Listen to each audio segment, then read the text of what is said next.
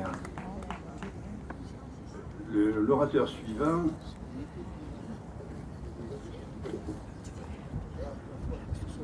c'est M. Aurélien Taravella. Je ne sais pas pourquoi j'ai hésité. Je ne savais pas si on faisait passer le conseil régional d'abord. Donc, M. Aurélien Taravella, que nous avons connu dans maintes cérémonies, représente donc M. le Président Sébastien Vincini.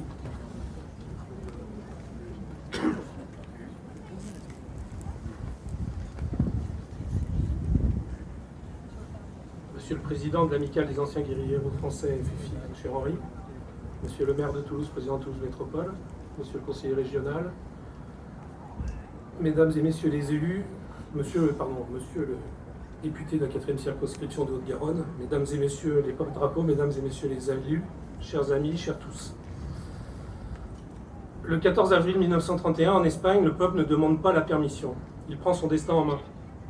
Avec la proclamation de la Deuxième République espagnole, ce sont des millions de femmes et d'hommes qui disent non à l'ordre ancien, non à la monarchie, non aux privilèges, non à l'injustice sociale. Et surtout, ils disent oui. Oui à l'égalité, oui à la démocratie réelle, oui à l'émancipation. Cette République n'était pas une réforme tiède, elle était une rupture.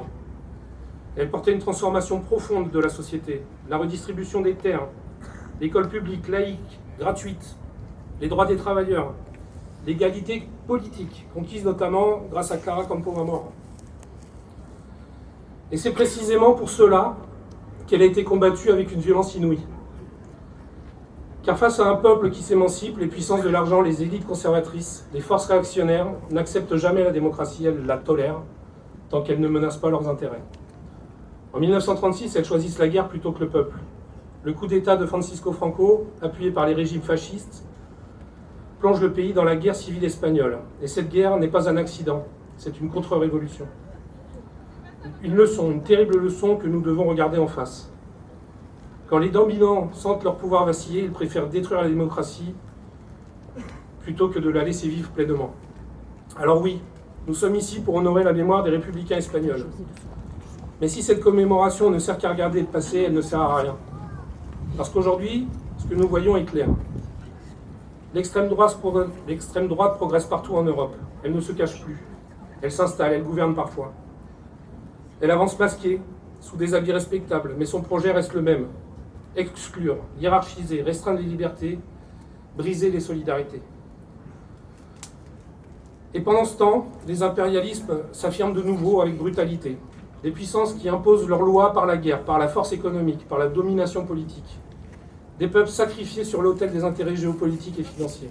Ce monde-là n'est pas une dérive, c'est le produit d'un système. Un système qui concentre les richesses, qui fragilise les démocraties, qui nourrit les colères et qui laisse le champ libre aux forces les plus réactionnaires. Et face à cela, que faisons-nous? Car soyons lucides, le danger ne vient pas seulement de l'extrême droite, il vient aussi de l'habitude, de la résignation, du renoncement. Il vient de celles et ceux qui prétendent défendre la démocratie sans jamais s'attaquer aux inégalités qui la minent. L'histoire de la République espagnole nous oblige. Elle nous dit que la démocratie sans justice sociale est fragile. Elle nous dit que les conquêtes peuvent être balayées.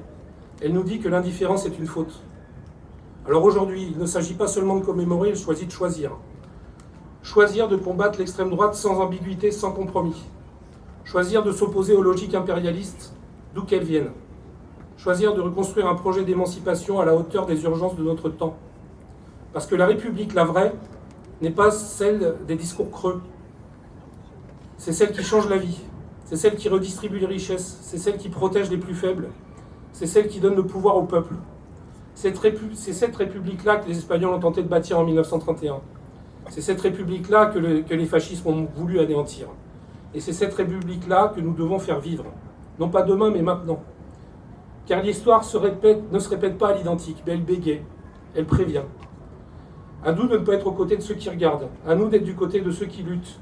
Alors oui, en ce 95e anniversaire, faisons plus que nous souvenir, engageons-nous pour la justice, pour l'égalité, pour la liberté. Et pour que jamais ne triomphe à nouveau celles et ceux qui ont écrasé la République espagnole. No pasarán.